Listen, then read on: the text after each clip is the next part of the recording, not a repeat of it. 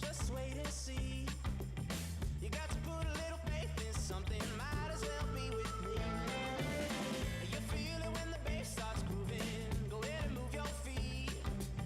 Around here we ain't afraid of nothing. Dancing like no one sees.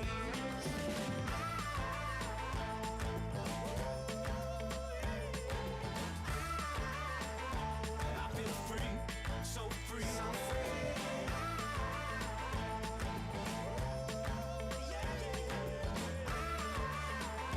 I feel free, so free, so free.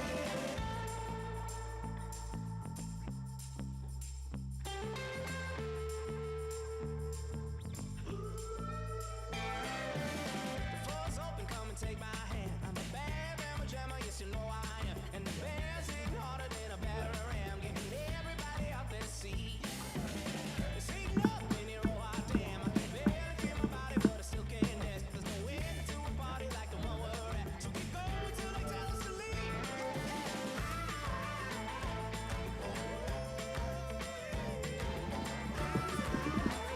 I feel free, so free, so free.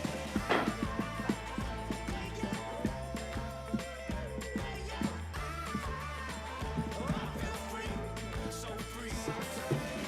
All it takes is one beat to release me. I can't feel the ground underneath me. Ooh, baby, make my body shake. Got the sun coming up and I'm wide awake. Tonight has been a long time coming. Now I can finally see that everybody wants to break this something. Might as well be with me.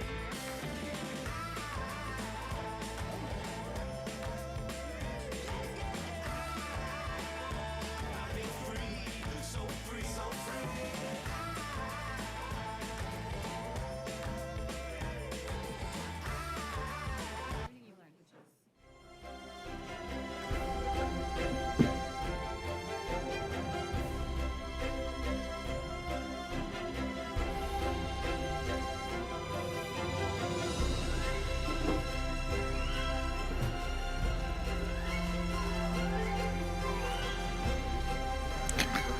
Your session.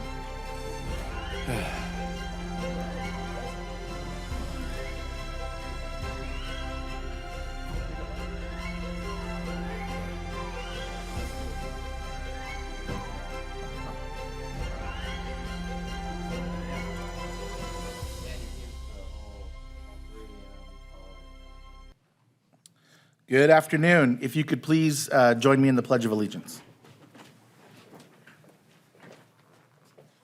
Ready, begin.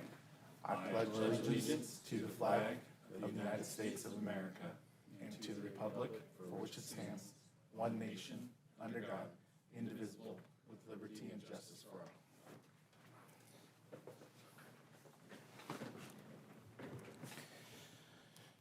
all. Okay, at this time, I would like to call the meeting to order. Individuals wishing to address the city council are requested to complete a speaker card and deliver it to the city clerk staff prior to the item being heard by the city council.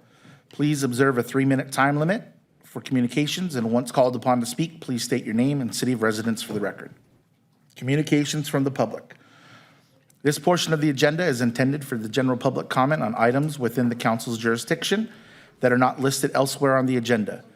Please note that state law prohibits the city council from discussing or taking action on these items. Please observe a 3-minute time limit for comments, and once called upon to speak, please state your name and city of residence for the record. Ms. Duarte, are there any speaker cards from the public?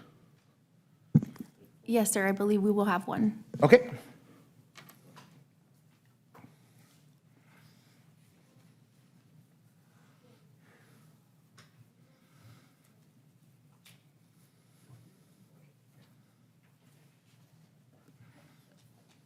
Welcome. Thank you. My name is Ryo Shinagawa, former USA Pickleball Ambassador for City of Corona. And I think I met the mayor. I know this is for the master plan, and I would just like to vote for more pickleball courts. If you can, add pickleball courts to the master plan for the city park. We have grown as players Some days we get up to 80 to 85 players at Border Park. It's a growing sport, and it's going to grow even larger. So if you could consider putting pickleball back on the master plan, I would appreciate it. Thank you.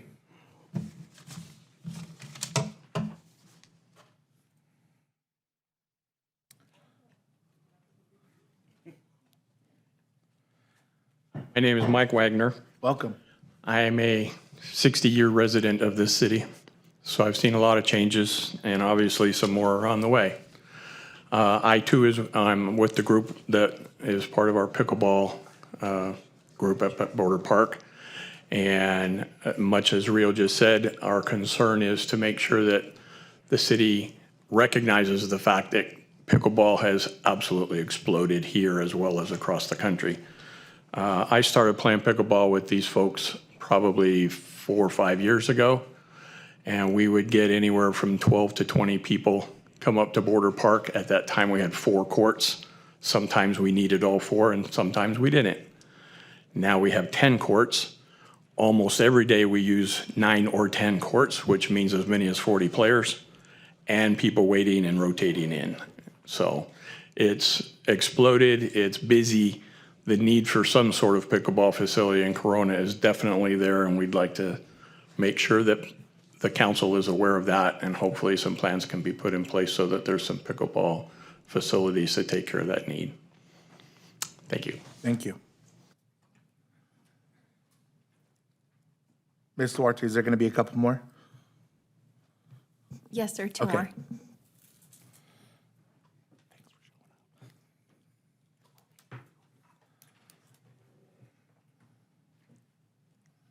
Evening. Hello, this is my first time here. My name is Jerry Miguel, and Welcome. thank you, thank you. I started playing pickleball about a year and a half ago, and the most inviting place that I found is here in Border Park in Corona. And I've seen it grown from maybe 50, 60 people to, on weekends, on Saturdays, to 80, sometimes 100 people. And it gets to the point where it's very difficult to get all the different levels of players to come in there and enjoy it. But I find that during the weekdays, even though it's like 40, 50 people, still inviting, still able for beginners as well as people that are in the higher level of play to enjoy it. And it would be nice to have more of that throughout Corona so we can play. Thank you. Thank you. Welcome. Hi, good afternoon. My name is Larry Burrell. I'm the current ambassador. I took over for Rio Shinagawa. He recently resigned, so I took it upon myself to give back to the community. I'm a 33-year county employee for the Orange County and retired. Excuse me, I had to catch my breath. I ran all the way down here. They sent me upstairs.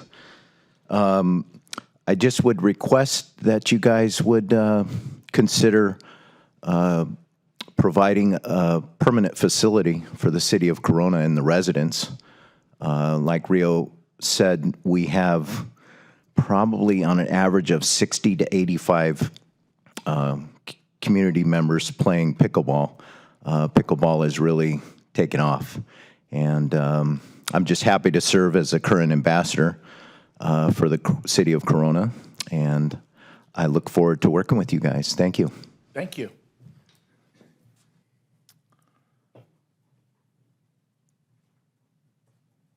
I think, Ms. Duarte, I think that's it? Yes, Mayor. Okay. I believe it is. Okay, so the agenda item today is for the City Park Master Plan Review. Moses Cortez, Facilities, Parks, and Trails Manager, will present the item. Good afternoon, Council. Thank you very much. Yeah, super excited to be able to finally present this to you. I know we've met a couple times with you as well as our commission. And we've worked through all the process of all the feedback we've gotten and the survey results and being able to put together this master plan. So I am actually lucky that I just get to do the introduction and turn the hard work over to Zach, who has been, like I said, our James has been nothing but great. So hands off to them. They've been super great at helping us put this together. And with that, I'm gonna let him take it over, and we'll be ready for any questions or comments afterwards. Thank you very much. It's an honor to be invited back here to present all the information we've collected along the way to really showcase where we are in this process and to ask for your feedback and information on it as we go through it. Next slide, please. Oh, no, I have to push it myself now. I'm sorry. I'm used to the Zoom presentation tactic.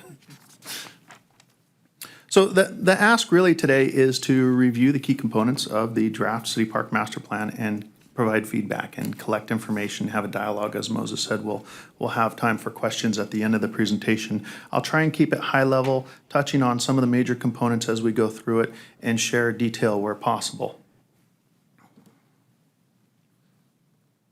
The goal of it is really to re-envision City Park as a vibrant, active gathering space for all community members, and truly to create an experiential park that is, it's more than just a destination. City Park is the heart and embodiment of the Corona community. We took it with such seriousness as we went through all of the project elements, as we met with the community input, as we met with staff, as we looked at each element within the existing landscape, as well as at what it might become. And really following in the strategic plan goal number 3 there as well, to develop City Park, including a new full-service, purpose-built community center. Each one of these components that we looked at, we explored the relationships of everything. So everything has a very purposeful arrangement, purposeful configuration, and how they work on site within each other.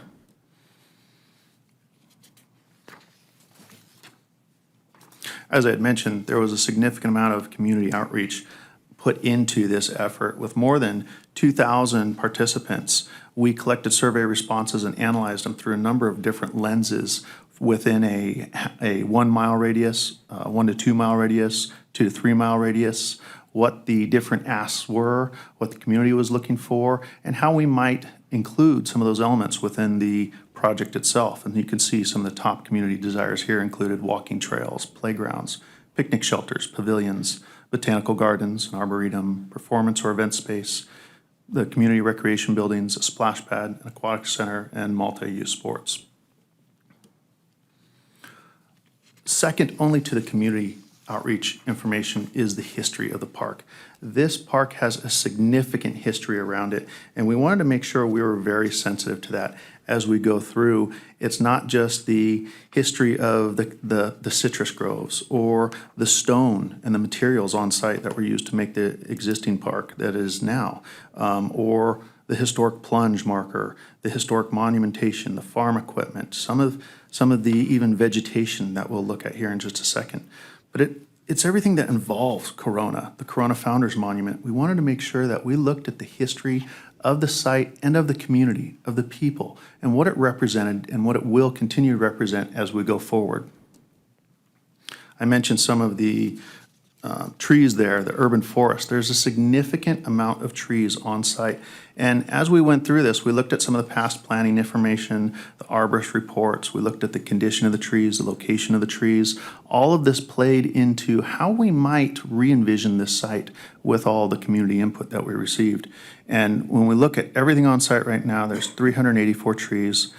With the number of different conditions that we found within the arborist report, from good to fair to poor, we looked at how can we save as many of these trees? How can we not impede on some of these trees? At the end of the day, the project still has 384 trees in there. By relocating some of them, taking out some of the trees that are slated for removal because of their poor condition, and putting trees back into the site to make sure we really keep that urban forest element that the city is so proud of. As we continued our investigations, we looked at the existing site utilities and started to develop an idea and an understanding of where are all of the utility infrastructure, where is the gas lines, the electrical lines, the communication lines, sewer lines. How can we use these to our advantage of landing different buildings in different areas or different park amenities in different areas. We looked at elements of the existing site, how it's designed today, with drive aisles going in and through the site, almost bisecting the site in some areas. So if you did have to traverse the site, you were walking across a parking lot at some point. We looked at all of those elements so we could get a lay of the land of what is existing, what has to remain, what can be changed, what can be relocated. So that way we have a real clear analysis of what we can do from a design perspective, but also from a sustainable perspective. Armed with all of that information, we met with staff. We reviewed a number of times different community input, different lenses of how that community input plays onto the site, what the community was looking for. And we just started putting pen to paper, laying stuff out, exploring shapes, exploring names, exploring relationships of what different items mean, exploring landscape buffers. What does an arboretum mean? What are those existing facilities? Where are they? What does a community building mean? And how might it need to support facilities such as parking? How can we include some of those walking trails, trail connections, splash pads, aquatics, and making sure that as we go through the site, it can be successfully programmed, not just for today, but for tomorrow, for 10 years down the road, for 20 years down the road. We want to make sure that this park is programmed so that way it can evolve with the community. And one of the big things I'm going to draw out right now is that came out of this process, became very near and dear to me, is the community canvas. This concept that the communities do change. Communities change all the time. This park will evolve with the community through that community canvas, through the programming relationships, through community events, large or small. It can be repainted to whom the community is over the next 5, 10, 15, 20 years into the future. With that, continuing to work with staff and collecting more community information, we went through and started to refine those bubble diagrams, and they started to take shape more, and they started to have more meaningful names, and we started to interject some of those parking areas throughout the entire site, not bisecting the site, but in different areas as support amenities to some of the community buildings, to relocating some of the plaza space, that community canvas, having a large promenade entrance off of 6th Street. This is the gateway park as identified in the downtown revitalization plan. This is a very important and meaningful space. And again, we really want to make sure that we're attentive to that. And this is the park that everybody's envisioning. It has that community feel as we go through it. So as the spaces started to take shape, we continued to refine them. And that leads us to what I like to call the massing plan. Now, this looks a little more detailed than most massing plans. They're typically left in that bubble diagram shape. But we do this so that way we can continue to ask the questions of, well, what if? What if something moves in one area to another? What is that going to impact? How are we going to change the relationships of the site? So we do this so we can start to explore what are those parking requirements? What is a 20,000 square foot building? How big is it on site? How much room is taken up? How wide are some of these walking paths? We can ask ourselves those questions, and it can take a little bit more of a refined shape, but this is still very much a massing plan. Things can ebb and flow, and there are amoebas within this site, but now we have the ability to ask ourselves and answer some of those questions of how much parking does it need? Where are those trees? What trees are impacted? And we can have that dialogue as we go through some of the design elements.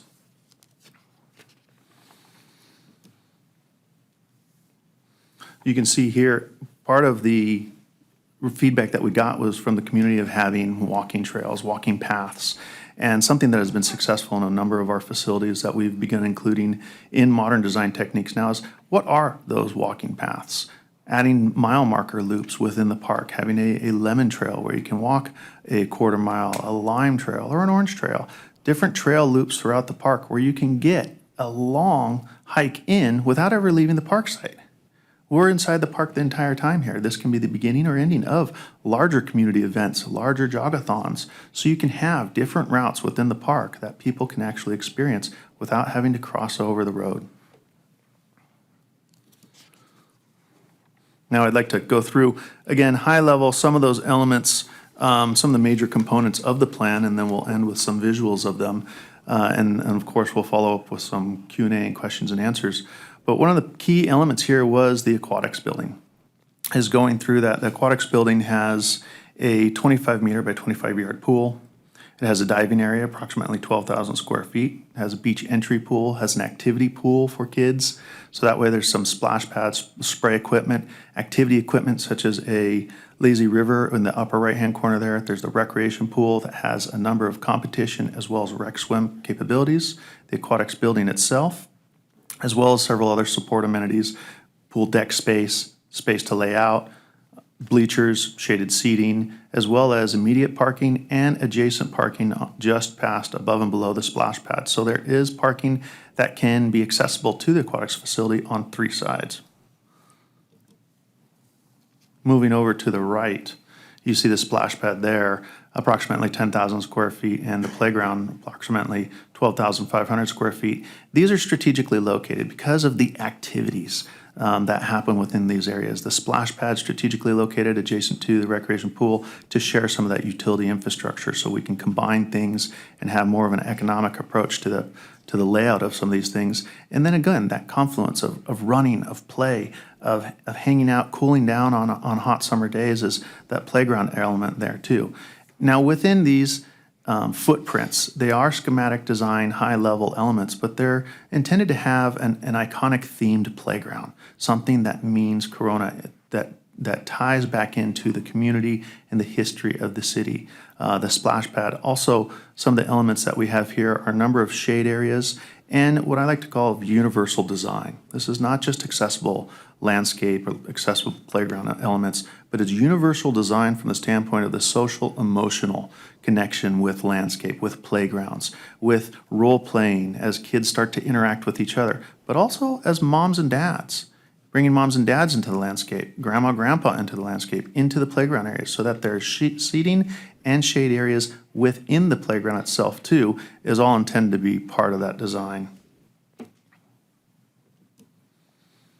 And as we come around to the community canvas, moving again through the park there, really one of the more special parts that I have an affinity for in this project is the community canvas. A large area that has a boardwalk all the way around it that has sizable elements for several different versatile programming capabilities. You can have very large events. You can see there in the bottom right-hand corner the picture of a concert in the park, one of the parks that we did in Mission Viejo. And you have the Founders Monument there. You have community buildings flanking this large open area that can host sporting events. It can host the Easter egg hunts. It can have concerts in the parks. It can have arts in the parks. It is a versatile programming element that can be large or small based on the venue and not feel like it's out of scale. We have the ability to have food trucks around the promenade, around the border, so that way different programming areas can come into play based on the size of the program the city is looking to do. I had mentioned the community buildings earlier. What we're showing here are 20,000 square foot community buildings, 2 levels with a roof deck. Now, they do look very refined in these pictures, I'll give it that, but that was so that way we could say, what is 20,000 square feet? How big is that on the plan? These are amoebas still, it's a massing model. We can ebb and flow and change these things as necessary as we go forward. However, they now start to reveal some elements such as gardens, garden designs, courtyard designs around the buildings, having the ability to program these buildings, not just again for today, but down the road in the future.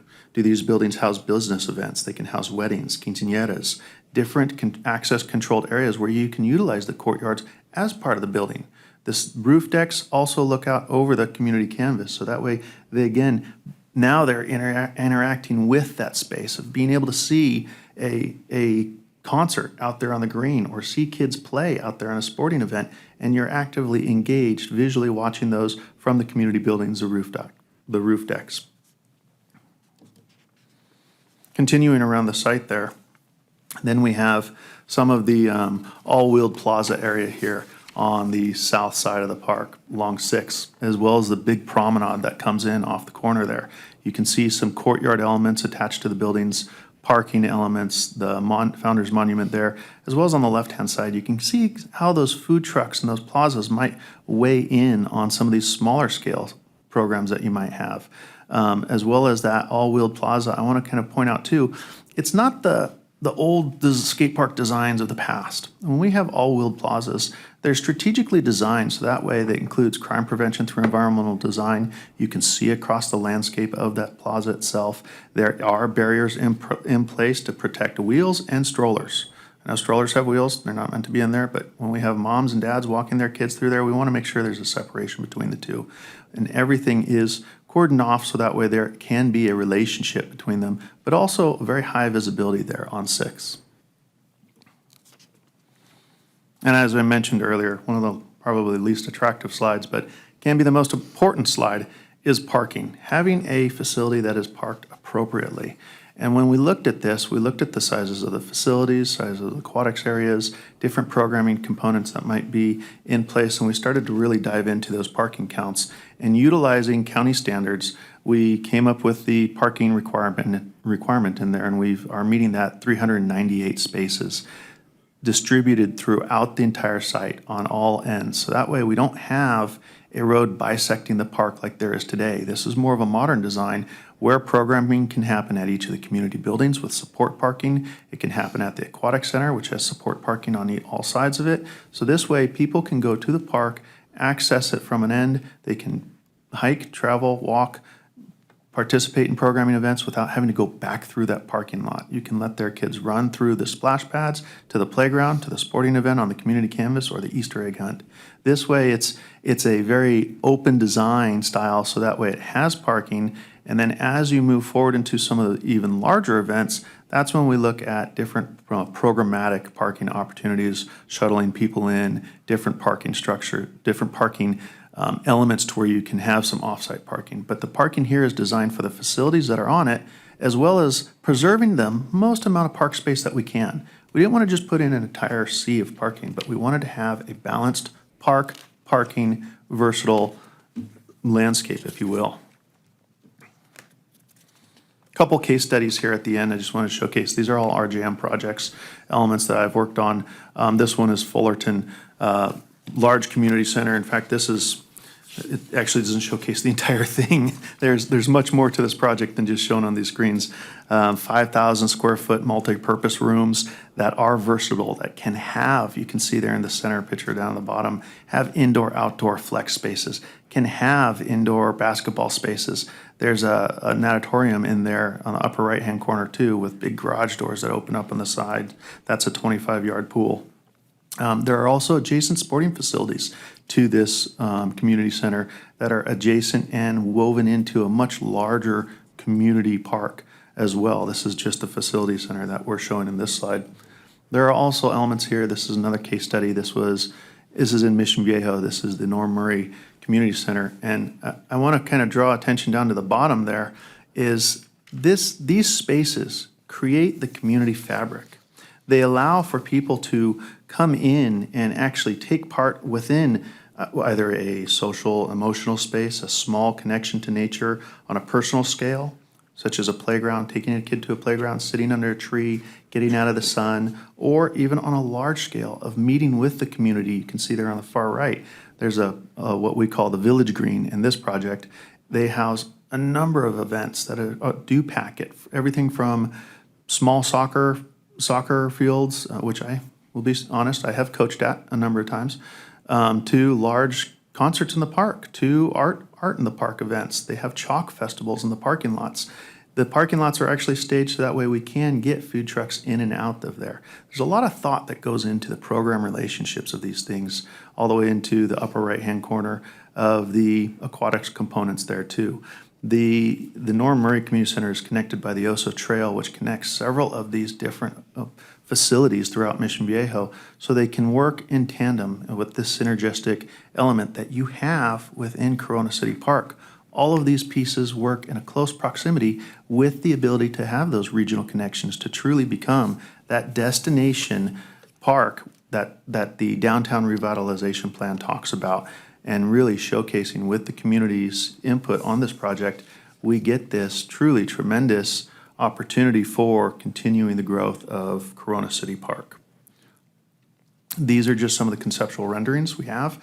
Now again, because we went through kind of that extra step of the what ifs, how much parking do we need, how much is this going to be, we have some more refined elements. So we decided to put together some information here to kind of show what it might look like, what those farmer markets might look like, what that playground could look like with both tree canopy shade as well as shade canopies. Now, these are just concept images. These all have to be refined through the design process as they go forward, but it helps us have that dialogue, helps us see what does that aquatics facility look like, what does that rooftop deck look like, and how does it look over the community canvas? What can I see from that vantage point?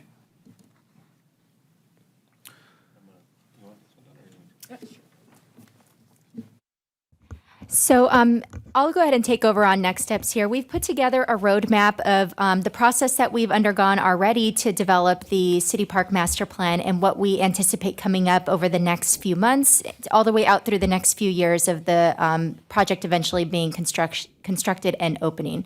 So as Zach had mentioned, we've gone through the community desires and insights phase over the last several months, done extensive outreach to develop the concepts of what we're going to be presenting in the final City Park Master Plan. Today, we're bringing it to you for review and feedback, and our goal is to bring it back for City Council adoption on July 19th.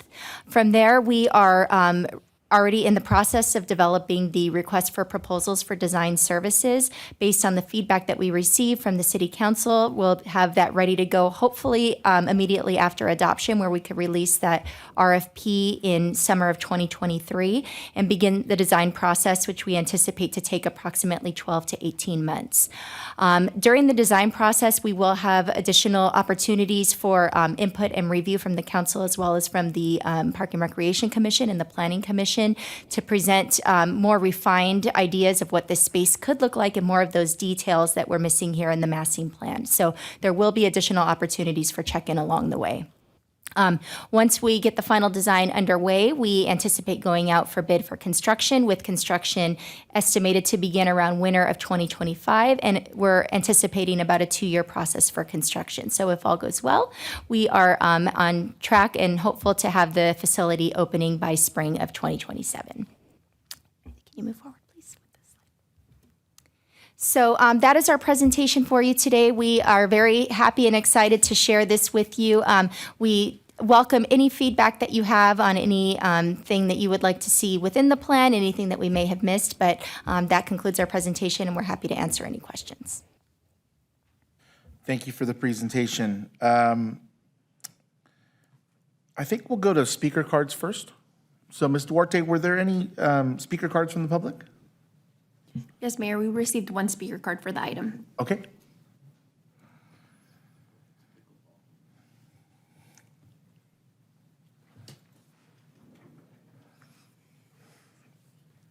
Rio Shinagawa, 1534 Camelot Drive.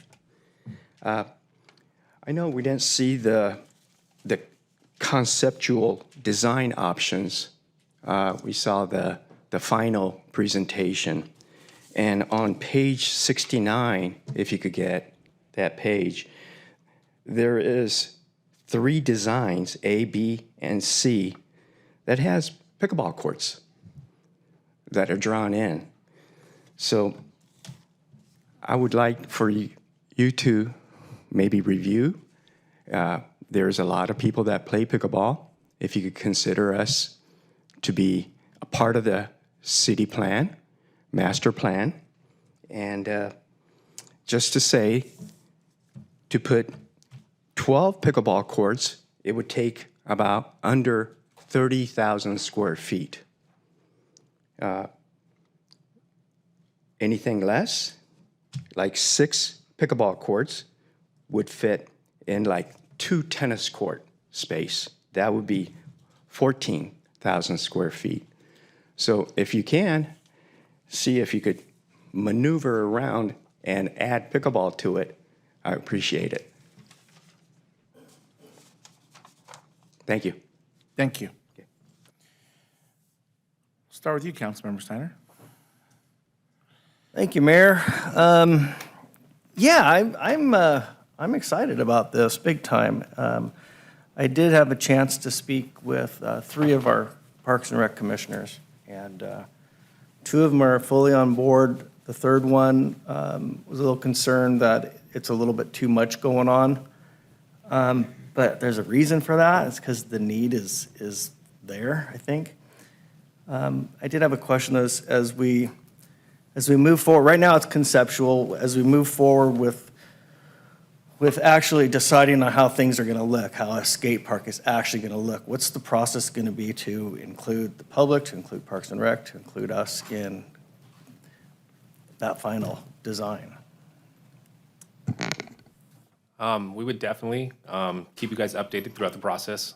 As we get into those design processes, we would also include some of our stakeholders. There is a skate park group that we've met with in the past that has shown interest in, what an all-wheel plaza could look like, how to build it appropriately so that it's, it does accommodate, a beginner skater versus somebody that's a little more advanced, as well as, smaller kids that just want to use the scooter or rollerblades. So they would, essentially look at all those different options. We also would look at positioning the all-wheel plaza so that it has visibility, so that way the police and the park rangers can monitor it to ensure that we're not having any, kind of vandalism or unsheltered folks hanging out there. In addition, we'd also look at the appropriate type of surfacing to ensure that we're not getting graffiti or vandalism on that. So we could do, anti-graffiti coatings or different types of surfacing that, would appeal to a canvas type material. Okay, thanks for bringing that up, because I actually had that on my notes too, that we've kind of given up on the city park, skate park when it comes to graffiti removal, because it just gets loaded up the very next day. But how are we going to keep the all-wheel plaza from, turning out the same way? And I understand that we have, some coating we can put on there. Maybe we can do, multiple murals that would maybe keep that from happening. Yeah. But let's talk about the skate park a little bit more. How busy, how popular is the skate park at City Park compared to Santana? Right now, it's not as busy, but that is obviously just because of the current condition of the park. We have, some of the skate park groups that we have met with previous to this have showed interest in City Park, and I guess, and they've said how Santana now is kind of an outdated park, that back in the day that was, the bowls were kind of the thing, and now that has switched to a different type of skate. So they have showed interest in wanting to have a new type of, skate park that they could, talk to us about.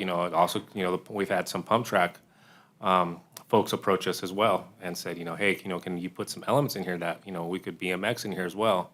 So it'd really be open to everybody. We're really trying to address all our different users and stakeholders and appeal to everybody. How big, what's the square footage of our current skate park there? Oof. Any idea? About 10,000. About 10? Okay. Pickleball is a thing now. It's a big thing, and I agree that it's going to get even bigger. And there's just people are screaming for that too. This has been ongoing for a while now. And I'd like to see if there's an option to maybe shrink the all-wheel plaza down a little bit, if we can squeeze in some pickleball courts. So something I'd like to see looked at. Regarding some of the trees, so just confirming some of the beautiful, good condition, old trees that need to be removed, there is the potential that they could be relocated to other parks? Actually, or within that park. So we would try and relocate them within that park to just so it's not maybe in the footprint of one of the elements. Right. So we would work with, that would be in the design process, that the trees would be boxed appropriately and relocated. We did that when we did the ion exchange plant. We actually relocated some of those trees within the park. Okay. And then also at the Parks and Rec meeting, one of the commissioners had brought up the YMCA, and I see Audrey out there. Can we confirm that, we're not going to disrupt any programming currently going on at the Wire? Yeah, we would, obviously the footprint of their current location would be impacted, but we would definitely work with them to ensure that we're providing space for them to still program, as well as the aquatics. Can I just jump in on this one? This does displace the Y programs at the park. Those buildings will move, so just to be clear, it will displace those. Correct, but the activities themselves, are they going to go away? Oh, I expect the Y will be reprogramming these in other locations. I don't think that those things disappear entirely. They've got child care programs and other things that'll carry on, but I don't want to make any promises that we're not going to be using that portion of the site. Right, okay, thank you. And Audrey, I see you out there, if there's something that you want to chime in on at any time, I think the mayor would probably let you. Maybe. I think that that's all for now. Thank you. Thank you. Wes, did you want to add your, I'm sure you do, but please. I'll be quick. Sorry for being late. I had a little bit of a work emergency, so I just, I weighed in previously on my concerns about the plan, which is really the two things. One, the trees, and the buildings. I'm still a little concerned about we're 40,000 square feet worth of buildings, but I'm open to hearing more about how we're going to do that. I know this is not the final plan. I wanted to, and it was tough to, and thank you for the map that shows which trees are going to be displaced. There's one tree, there's a banyan tree that's 100 and something years old. Want to make sure that one's not moving because it can't move. It's too big. It's not. Okay, great. All right. Very concerned about that. And then, I'm happy to hear about the tree movement and seeing, I know that just based on my professional experience, some of those trees are so big, I don't know how you are going to move them. In fact, I don't think it's technically possible. So I like to get, when we get a little further down the road to be able to note which ones aren't going to be saved. I know you have them here, but I want to, when that firms up with, because I know that did you have an arborist do this? So West Coast Arborists had collected this full inventory and rated the trees in which condition they were in. Okay, all right, great. The skate park and the pump plaza and all those things, I think that this is more what, folks are using now.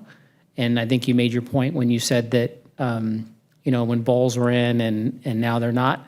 So my question is whether or not I want to make sure that we're not building something that's going to be, not, it's too topical or too trendy right now that it, by the time we build this thing or in a few years that things that change that we can adapt without having to rip the thing out or have it just be ignored. Thank you. Yeah, we'll definitely, as we get into the design process, we'll make sure we are working with all our stakeholders and the professionals that, do Right. skate these things Right. to provide that kind of feedback. Okay, and I mentioned the last time when we brought this up, I am concerned about people walking through, and I know that, living next to Santana Park for 23 years, walking anywhere near there, you kind of take the risk of taking a skateboard to the ankle or a face full of scooter wheel as, kids come up. And so I just from a liability standpoint and from a safety standpoint, I want to make sure we're really capturing, what that interface is with folks. And, with pickleball, I remember, a conversation pretty early on about trying to find some space for that. And there was a person that came into Parks meeting last week and really talked about the trauma from the sound of pickleball. And I've since spent a few hours reading about pickleball sound mitigation, which is pretty fascinating. And speaking to Commissioner Wentworth about it, and I want to make sure that, I know I don't see it on the plan, but if it does that, we really want to make sure that we're not placing it anywhere near where there's people living, just because we don't want to introduce something that's already going to drive people crazy. That's it. Thanks. Thank you. I have many of them. It's interesting. Undoubtedly, you found the 4 articles that exist on pickleball sound mitigation and have read them thoroughly. If anybody is going to read those, it's you, Councilmember Casillas. Well, 2 of them Commissioner Wentworth shared with me, so she's as much there of you a go. weirdo as I am. So. I really appreciate the community engagement on this master plan. I was recently in Dallas and went to a pickleball building called Chicken and Pickle, and it's phenomenal. My first thought was, wow, it's loud. 2, this is cool. And 3, how do we get this in Corona? Because I thought it was just so awesome. I think there's probably a space here. And if you all haven't gone to a Chicken and Pickle yet, think about visiting and maybe franchising and bringing it out here, because I think it would be successful. So I appreciate the pickleball enthusiasm. I have to remind myself that this process has been community-driven the entire time. We've had thousands of residents participate and provide their input in surveys and share what it is that they want to see in this critical piece of our downtown, in this historical park. And so it's been driven by community, and I just want us to be cautious as a council that we are not designing from the dais and discounting what these thousands of residents have told us they want to see in this park, because they just don't happen to be here on a Wednesday at 3:30. So, I love the design as is. I have a couple of concerns, but more than anything, I'm just excited about the direction it's heading. We don't have an aquatic center anywhere else. It's really an element that's missing. And we've heard loud and clear from the community that these are the elements that they want to see in this park. We have no other place where we have a community canvas space. We have the lawn here, and that's where we have our summer concerts. They're moving this summer to face 6th Street, and I think it's going to be wonderful. But it's not the same environment as that Mission Viejo summer concert image that we saw. And that's what I want in Corona. I want that here in Corona. So I want us to create that space and have those elements in the park so that when it builds out, that's the feel that we got people coming out from Mission Viejo to go to our summer concerts in the park. So I look forward to, being part of the process as it continues. I have thoughts about, what that monument should look like. Specifically, the fact that, I love our founders, and I know we have historians here on the dais. I think it's really great to build monuments to communities, build monuments to ideals and values. And I think more and more, the movement to monument building for specific people is getting a little bit more and more troublesome. So I think building monuments to our community would probably be a little bit wiser. My main concern is parking. I think that's something that we've talked about, but I also don't want to forfeit this valuable land to just parking spaces. Do you know what I mean? I think that's something that if we build it and they come and it's as successful as we want it to be, then we're probably going to have opportunities to revisit what that looks like down the road. So my 2 cents for now, and I just really, really appreciate that you all have delivered a plan that reflects what our community wants to see. Thank you. Thank you. Vice Mayor? Well, I was going to talk about sound mitigation for pickleball courts, but that's been covered. So I do remember there was at one point a challenge between the mayor and Wentworth at pickleball. I'd like to know where that went. I don't think we should give up on that.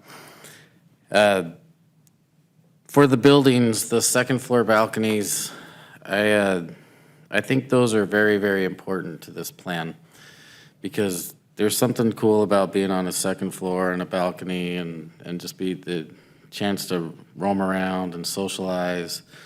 But my problem is a lot of times when people build these things, they put card readers to where no one can access them. And then it just turns into empty balconies. And then no one's allowed on the balconies. So in the programming, I hope it's really intended for balconies to be used and just not looked at. So, and cool too, they give great views. I'm kind of with Steiner on the skate park. Well, I was watching a few documentaries on skate park sound mitigation, and that was, I'm just kidding there. But I just don't think the skate park fits the programming of or all wheel or whatever you call this thing. I don't think it fits the programming. I think skate parks is an old idea. I don't think they're used as much as they were in the 80s and the 90s. And that wasn't me. I think separate parks for skate parks, like Santana or maybe another alternate, would be fine. I think it's okay to lose the skate park element. I'm cool with more pickleball courts. I do know, just from talking to people around here, that the city gets your message loud and clear that you guys need way more pickleball courts, and I think I can speak confidently that that's in the works. So take that to the bank. Or don't, I don't know. We're doing good work here. I still think one of the buildings could be a library. I don't think that should be ruled out yet. I know there was talk a year or so ago about selling the library and building a new library. I don't think we should close the door on building a new library at City Park, if it makes sense. To Jackie's point on monuments, I really don't know the modern strategy for monuments. I just do know that there's a founder's monument there, and it's a rock on a plaque on a rock. So really, you could put it anywhere. It doesn't need to be in prominence. It just needs to be at the park somewhere. Whoever came up with the idea of the stage, where you put it, I think that's super cool.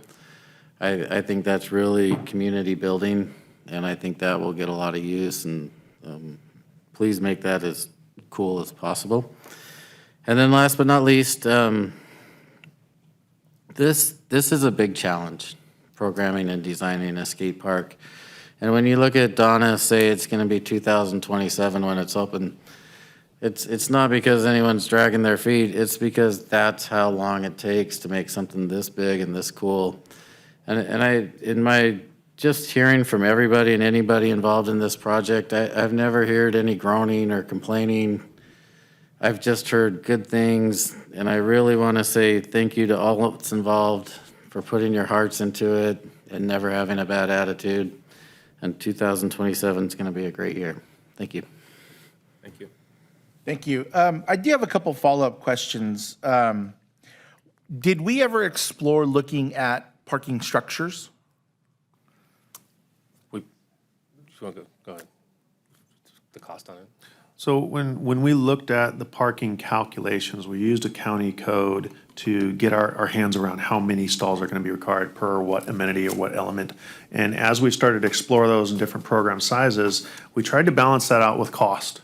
And when you build a parking garage, the cost goes up significantly, whether it's 2 or 3 stories or even whether it's subterranean. So it was a brief conversation because of the cost. Doesn't really fit the benefit for what we would get out of it. What we found is having parking calcs, and this is just based off of all of our other facilities of equal size or greater, is parking counts are based on that programming. So balancing the programming levels, the size of events, as well as whether you shuttle people in or not, that all weighs into it. However, we couldn't soundly justify the recommendation to build a parking garage for X amount of dollars with little benefit to it, other than 2 or 3 events.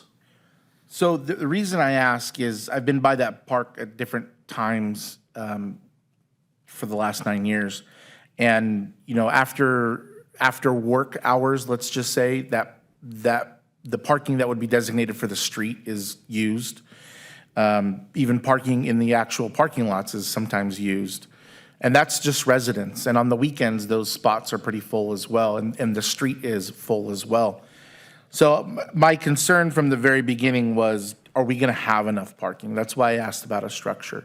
And I'm wondering if down the road, if the east side parking lot where the former armory was could be developed into a structure if we realize that we are underparked. That's kind of the gut feeling that I have on parking there. And even with the 398, I think it was 340 plus 58 on the street, I mean, if we get, a summer concert series there, I could imagine that would be really a packed and impacted place, especially because they're after working hours. So folks that live in that neighborhood are going to be impacted by that. So I guess down the line, that could be an option if we really felt the need for that. Regarding the stage in the presentation, is that a permanent fixture, or did you just locate a stage there for the graphic that could be temporary, like for events where we have sound companies that come out and build a stage? Was that a permanent fixture? So when we started to plan that area out there, we've looked at a number of different options, and we've done several successful stage elements. One where a company can come in, set up a temporary stage, but it has all the utilities plumbed there. So you don't have trucks and lights and all these boxes above ground. Everything's already set for underground elements. That's one of the things we looked at. But those types of decisions are almost next steps, but that's why we went to this level, so we could have those conversations of where these stages might be. We did look at a smaller stage element that is more of a platformed fixed element off the backside of the walkway you can see there up closer to Quarry. That could be a fixed structure in there that is low-key, that acts more like a shade structure where you would then bring in lights and attach them to a superstructure. So it's kind of a hybrid approach. We've done that in a couple different parks. Ontario Town Square would be a good example of that. But that way you could have smaller school stage elements. You could have smaller plays. You could have some of those Shakespearean elements, the little things that really begin to be the community spirit, the heart and soul. So it can be a permanent structure, or it can be a scaled down element. The design in here that we're showing is simply location landing the spaceship, but those questions are still yet to be answered of to what extent do we want to put a fixed permanent element thing in there, and that's what we'll explore as we go, or the city will explore as you move down the road with it. But the concept is to make sure that all the utilities and infrastructure underground is there for that location. And just to add to that, Mayor, Yeah. our goal, unless directed otherwise, is to have a fixed stage there. Okay. The goal would be to have a fixed stage. I don't know if I like the idea of all of the plumbing being there and all the utilities. I don't know, just based on the current permanent stage that's there and just the damage that could, the out of use damage that could occur to a structure like that. So I'd be interested to see what the final design looks like. On the skate park, as a person that actually skated in the 80s, I don't remember skate parks in the 80s. I remember the skate parks coming in the late 90s, early 2000s. I personally am not a big fan of taking it out or minimizing it. I think that I've heard from our community that the skate park design is very important to them. I think that's something that's not going away. And I don't say that to think that pickleball is going away, but it's a relatively newer sport. And it is fast growing, but in 30, 40 years, is it going to be around? That I don't know. Skating seems to withstand the test of time. So I'm a big fan. I'm also a big fan of incorporating the community. There's been a lot of folks that have approached me about wanting to help design that, do that type of thing, and also are the ones that are using it. From the beginning, I was concerned about the size of the buildings. I don't know if we need two of them. So for me, like the vice mayor had said, I wouldn't want to create a space that wasn't accessible. If we're going to have a space like that, the programming to me needs to make sure that those are utilized, 5, 6, 7 days a week if we can. And then on the graphic that you had, and I know it's landing the spaceship or whatever it is that you're saying, but one of the things that I've heard from other community members is trees grow, right? That's what they do. And making sure that, especially from a viewing platform, we're not going to put a tree that in 10 years is going to grow and block that view, right? So just little things like that. And then the food truck pavilion or court or area that we could actually utilize those.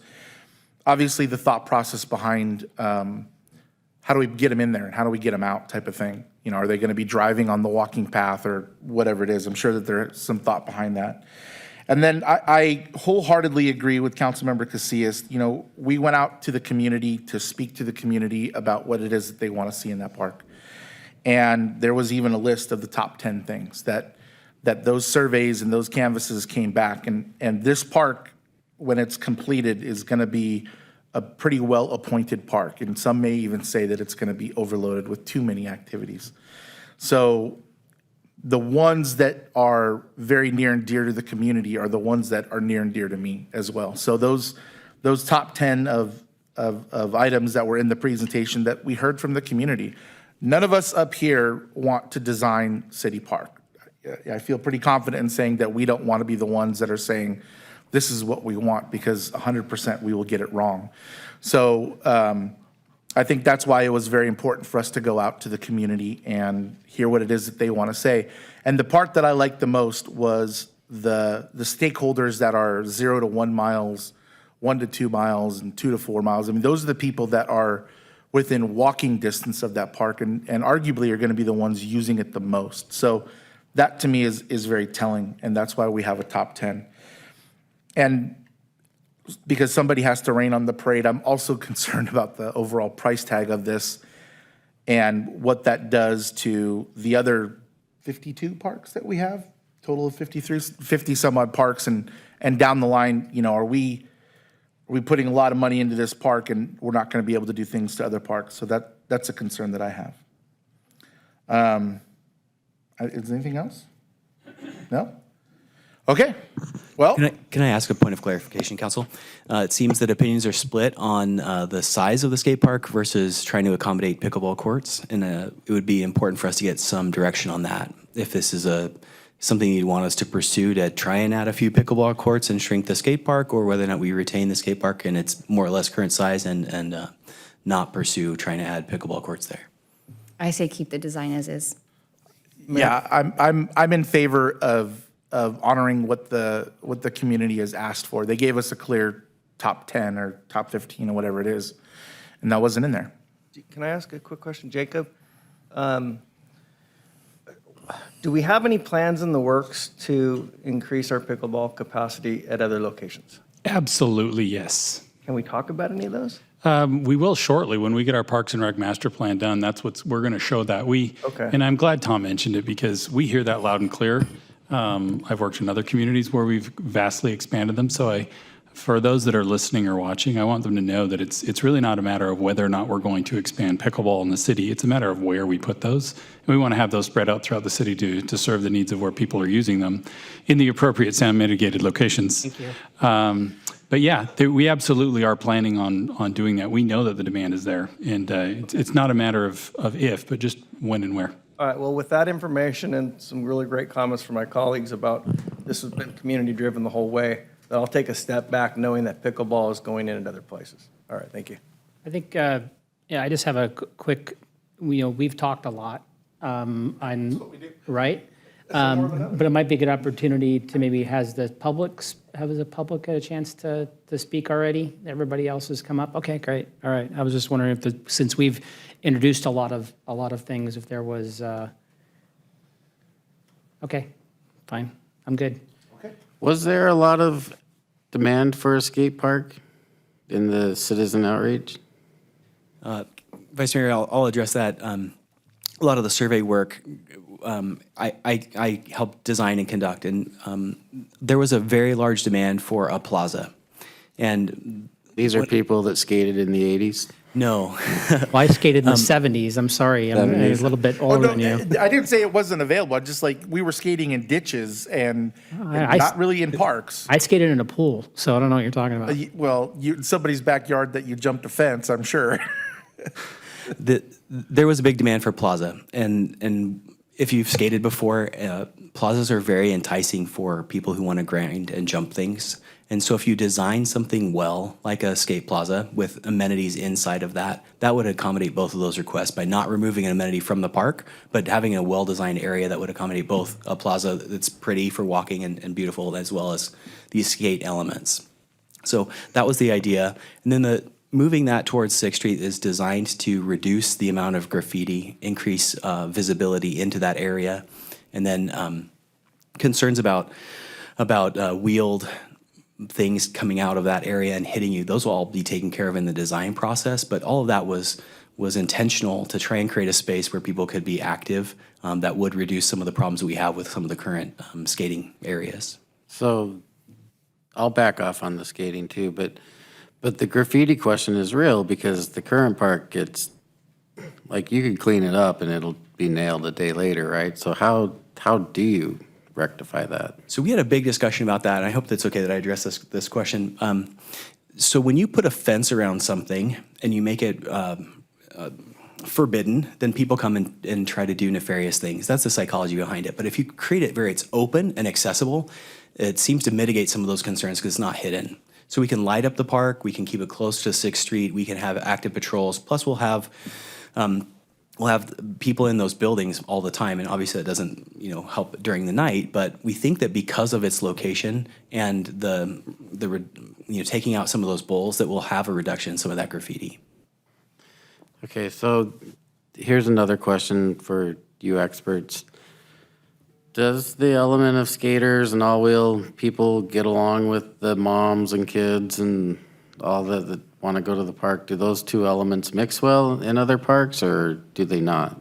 Yes, they do mix very well. In fact, the team that we work with, New Line Design, it specializes in that, not just the design of skate parks, all-wheel plazas, but also the zones, how they relate to the strollers and the moms walking through parks. As there is a design effort that they put forth when we start to get closer and closer here to kind of working drawings, is they look at the speed zones. They look at how people come into the park, where the boards might fly off into, and how that kind of control works out. So there is a lot of work that goes into that, but they do, by and large, get along. Okay, thank you. Sometimes they're the same people. Yeah, there's a lot of skating moms out there because they were skating in the 80s. Now they have kids and grandkids, and so it's all good. One other thing I did want to mention, you at the play structure, you talked about inclusivity, and one of the things that I've recently learned is that, we've done a wonderful job of inclusivity at like Lincoln Park, where it's accessible for people with different types of physical handicaps. But one of the things that I was recently educated on was that playground inclusivity for special needs in the sense of like sensory and audio challenges and even things where parents can keep a child that is gonna maybe like run off or something like that. One of the concerns was, is it too, at Lincoln Park, is it too close to the street? And or is there a way to kind of cordon it off, if you will? So I definitely want to put that bug in your ear as far as not just handicap accessibility, but just other inclusivities, whether it be audio or verbal or sensory, that type of thing. Just wanted to, if we can, look at elements for that park as well. And I think that's it. So I'm going to adjourn this meeting. The next meeting will be the city council meeting tonight here at 6:30. Thank you very much.